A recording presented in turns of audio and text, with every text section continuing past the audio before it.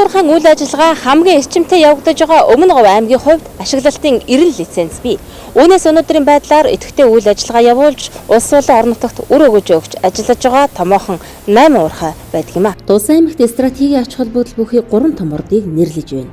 Энд алт зэсийн нөөцөөрөө дэлхийд танигдсан хамбог цөмийн нутаг дахь оюу толгой орд, цогт цэцгийн сумын нутагт 5 толгой нүүрсний бүлэг орд, 3 тэс сумын нутаг дахь нарийн сухатын бүлэг орд хамаарна. 5 толгой орд газарт 100 гаруй сая тонн нүүрсний нөөцтэй орон нутгийн өмчит 5 толгой хувьцаат компани, 7-8 тэрбум тонн нүүрсний нөөцтэй төрийн өмчит Эрдэнэс 5 толгой компани, 500-аас 600 сая тонн нүүрсний нөөцтэй Energy Resource компани үйл ажиллагаагаа явуулдаг. Харин нарийн сухатын ордод үйл ажиллагаа явуулдаг 4 аж ахуй нэгж нийлээд 2 тэрбум тонн нүүрсний нөөцтэй ажиллаж байна. Энэ бүх компаниуд хамтын ажиллагааны гэрээ байгуулсан. Гэхдээ бол МАК, МАК, SGS компанитай байгуулсан гэрээний хэрэгжилт бол бас төдийлөн сайн биш байгаа. Ялангуяа одоо баруун тишээ явсан замыг одоо засч янзлах тийм ээ. За дээр нь одоо бас тухайн сумдуудынхаа асуудлыг шийдэх гэх мэтлэнгээр тусгасан ажлуудаа хэрэгжүүлэхдээ бол тааруу байгаа. Монгол улсын эдийн засгийн гол ачааг өөрч аваа уул уурхайн салбарын үүрэг ач холбогдлын талаар хийгээд сөрөг үр дагаврын тухайд олон нийтэд олон их сурвалж олон янзаар тайлбарладаг. Энэ удаа бид хариуцлагатай уул уурхайг хөгжүүлэхэд төрийн бодлогын уялдаа холбоо ямар төвшөнд байгааг харуулахад нэвтрүүлгийн зорилго оршино.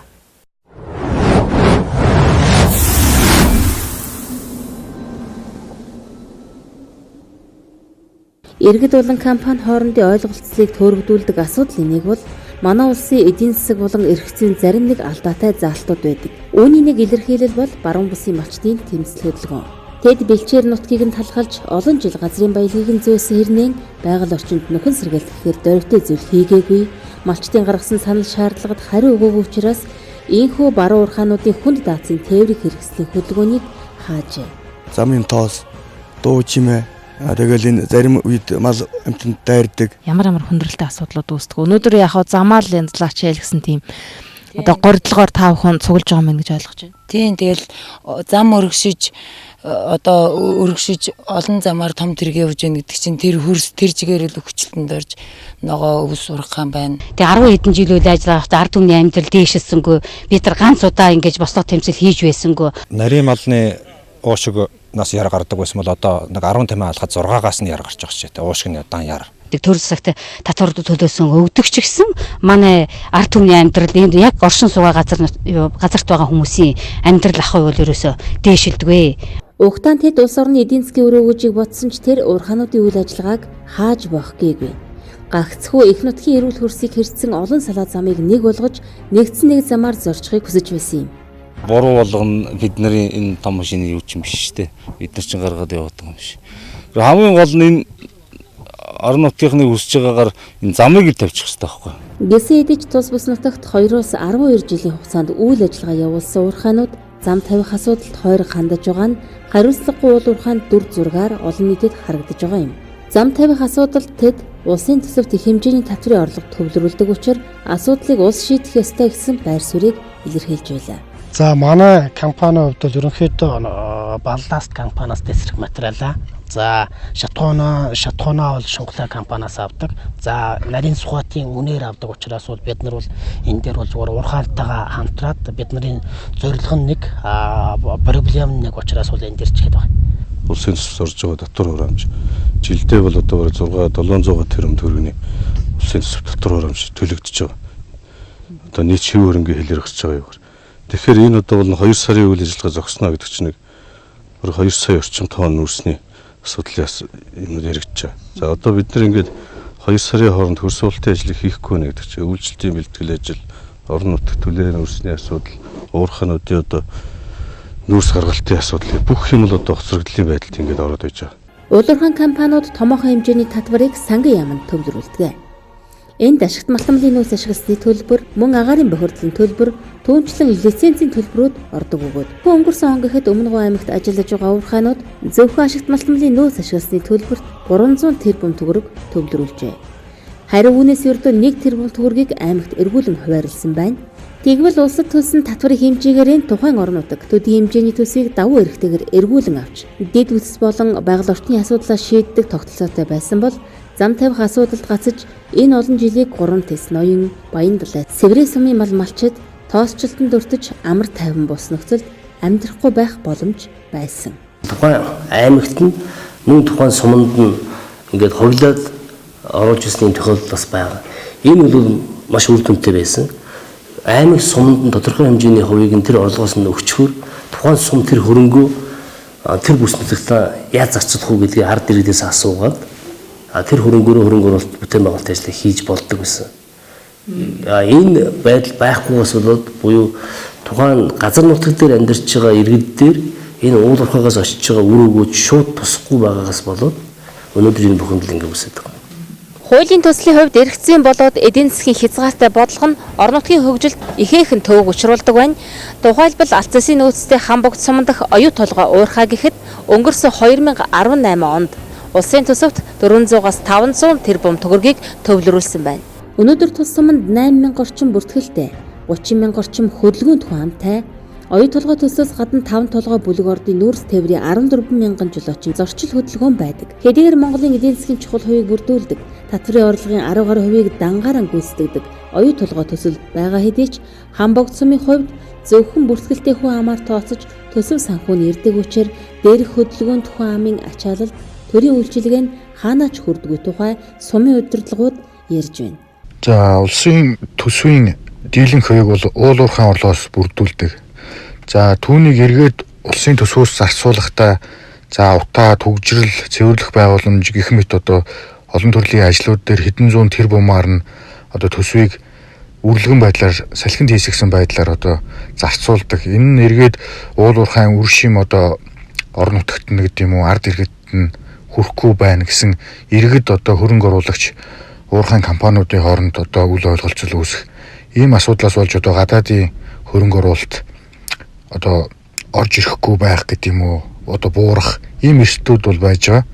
За энэний шийдэл нь бол орон нутг руу төсвийн эргэлт буюу орон нутгийн хөгжлийн сангаар болон за татварын тодорхой хувийн дэмжлэг үзүүлэх юм уу гэх мэт аргаар одоо төсвийн эргэлтийг орон нутг руу чиглүүлэх ялангуяа уул уурхайгаас орж өгдөг юм уу томоохон орлогуудын одоо жишээлбэл Америк ч юм уу Австралид хөрөнгө оруулсан компаниуд шавд үзэх юм бол тэ Америкт хөрөнгө оруулсан компани бол тухайн мужи улстайгаар гол төлөөгөр хийж байгаа. Орлого төлж байгаа татварын орлогууд нь тухайн мужи улсад орж байгаа. Австралид ч одоо Queens ч гэдэг юм Canberra мужид ажиллаж байгаа компани ихэнх орлого нь тухайн мужид орж байгаа.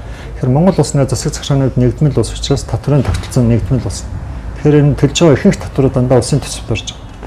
Тэгэхээр цаашдаа бид нар орон нутагт яаж хувь нэмэр орлох вэ гэдэг асуудлыг авч үзэх тулд гол нь нөгөө нөөцийн төлбөрөөр яаж хуваарлах вэ гэдэг асуудлаа шинжилж авч үзэх хэрэгтэй гэсэн. Тэгэхээр нэгдсэн нөгөө хууль төсвийн хууль тогтоон татварын хууль тогтоомжны босоо тогтолцоотой учраас тодорхой нэр төрлийн татварыг орон нутагт нь илүү төлөхөө хөвөлдөх асуудлыг авч үзэх хэрэгтэй. Тэгэхээр одоогийн нөгөө нөөцийн төлбөрийг хуваарлаж байгаа хуваарлалтын өөрчлөлт оруулаад магадгүй зарим төрлийн ашигт малтан дээр 100% орон нутагт нь үлдэх тийм ээ.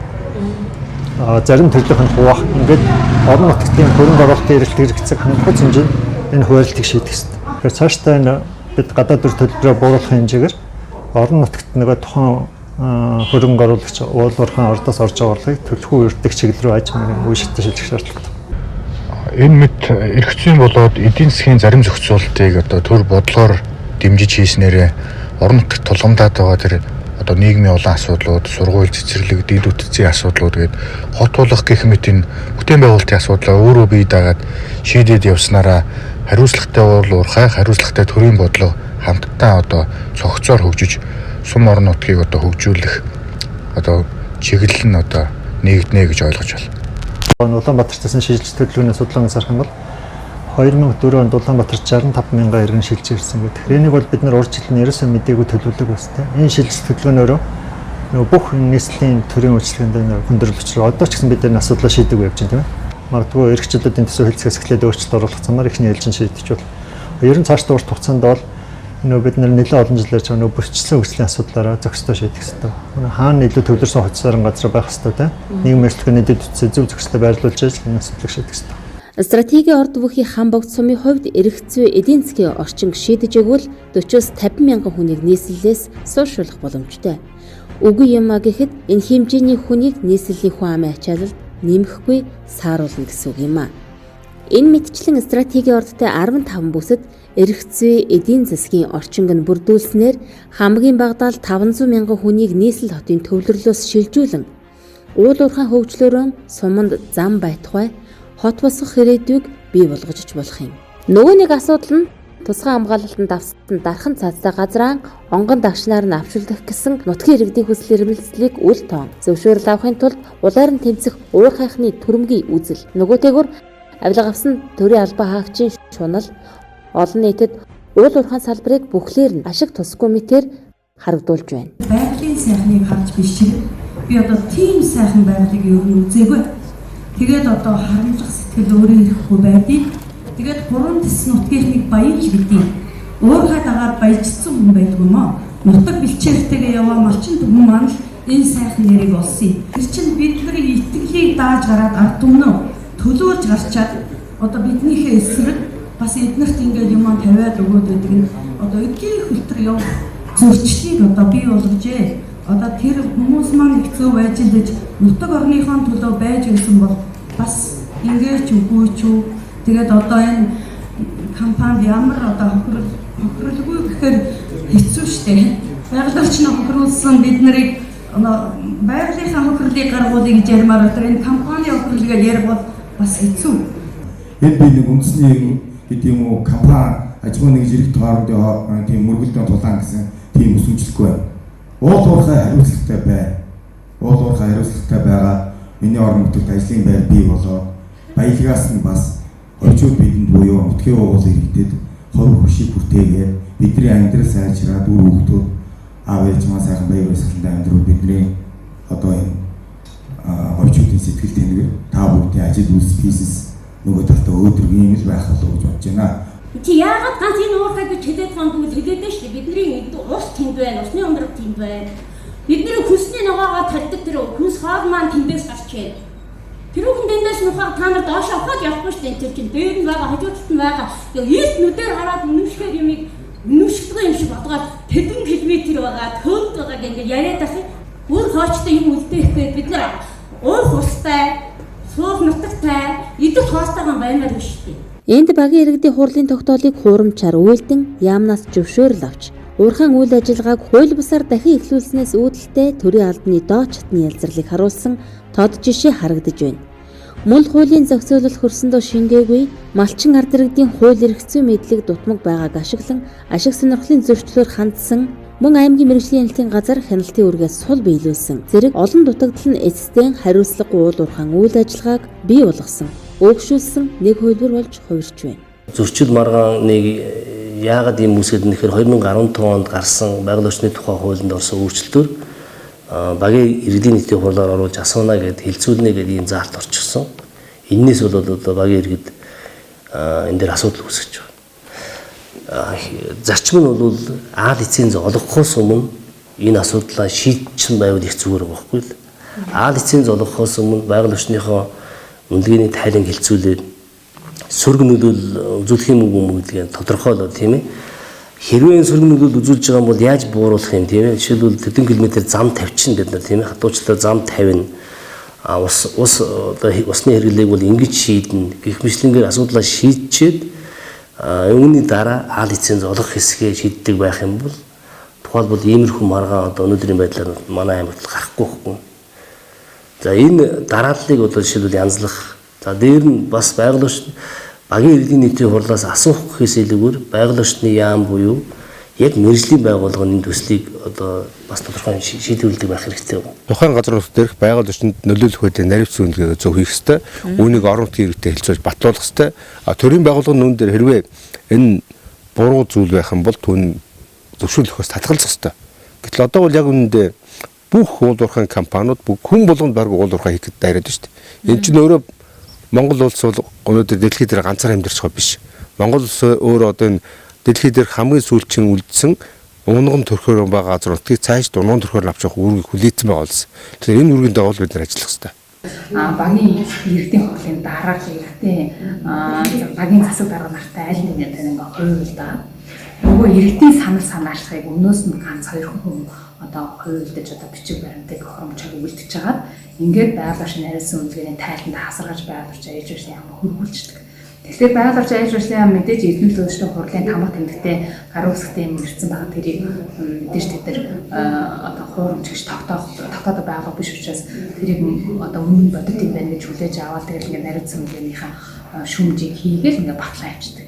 За нарийнсан үнэлгээ батлагдлаараа тухайн төсөл хэрэгжих одоо нэгсэндээ лицензийг олгох, ашиглалтын лицензийг олгох, төсөл хэрэгжүүлэх үйл ажиллагаа хамгийн одоо гол чухал төшөөлийн баримтчгийн болж явж байгаа байхгүй юу? За эндээс байгаль орчны нөлөөлөх байдлыг нарийнчилсан үнэлгээг мэргэжлийн байгууллагаар хэлэлцүүлж, за мөн тэндээ иргэдээс санал авах нь багийн эрдэнэ нийтийн хурлыг бодлоомтуулах, за мөн одоо уурхайд илүү зардлага гаргахад хүргэхгүй зэрэг олон талын ач холбогдолтой болж зөв голдролд орох боломжтой болох юм а. Түүнчлэн уурхай зөвхөн өөрийнхөө явуулж буй үйл ажиллагаагаар байгаль орчинд сөрөг нөлөөлөл үзүүлж байна гэж үзвэл учир дутагдaltaй.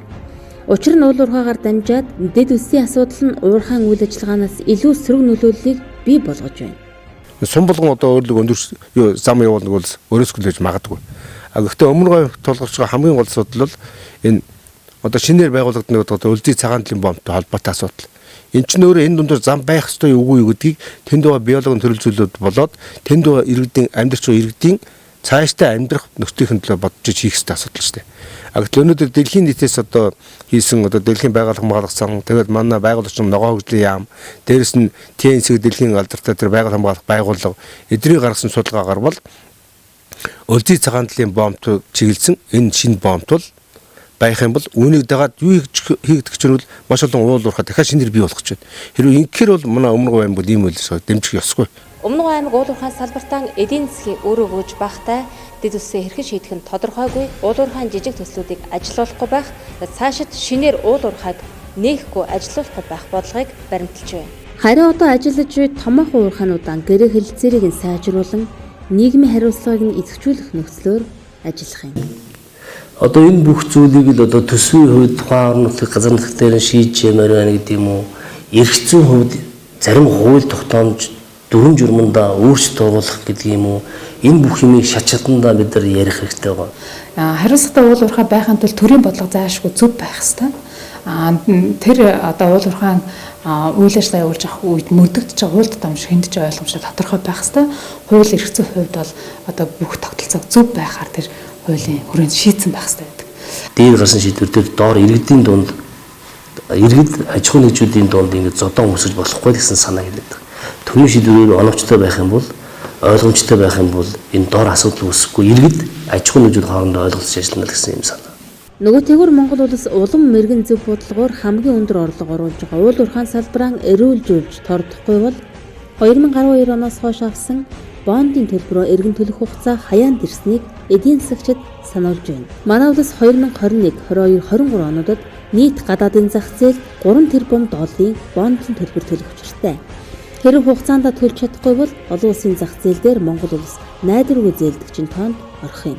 Тэгэхээр эх жилүүдэд бид нэр тийм бонд төлөх мөнгө орлого байна уу гэж харах юм бол 2020-с 23 онд харамсалтай нь яг энэ Монгол улсын экспортыг нэмэгдүүлэх, орлогыг нэмэгдүүлэх томоохон төсөл одоогор байхгүй. Одоогийн хэрэгжүүлж байгаа томоохон төслүүд оюутлахын далд уурхай, хүчин чөлөө өргөтгөж байгаа нүүрсний уурхайнууд, дээр нь газрын төс боловсруулах үйлдвэрийн үндэсний бүгдээрээ 2022-23 онд ашиглалтанд орохоор байна. Эдгээр төслүүд Монгол улсын экспортыг нэмэгдүүлж, орлогыг төсвийн орлогыг нэмэгдүүлэх томоохон төслүүд байна. Түүнээс одоогийн байгаа бусад төслүүд бол зөвхөн бага хэмжээний л өсөлт авчирна. Магадгүй нэг 5-10% өсөлт. Яг тэр гадаад төр төлбөрийг төлөхөөс хэмжээний валютын нөөцийг хэн авчрах вэ гэхээр энэ оюун бүс хэрэгж байгаа том төслүүд л авчирна. Уулуурхайн томоохон төслүүдийн эдийн засгийн төвшөнд тогтвортой барьж зөв чиглүүлэх нь гадаадаас нэмж бондын зээл авах шаардлагыг багасгаж өнөөгийн тулгамдсан өрөөнд дарахад нэмэр болох юм а.